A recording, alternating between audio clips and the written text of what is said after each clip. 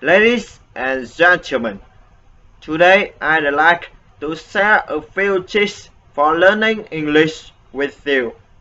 First, try to speak English as much as possible.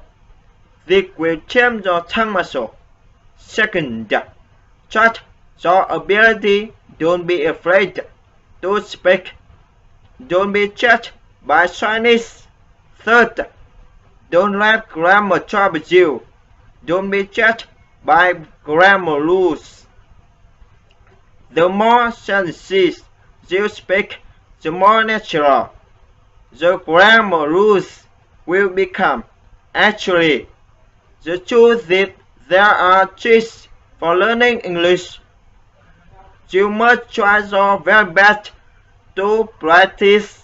Remember what painter changes. Thanks for the kind attention. I hope you will try to speak English from today.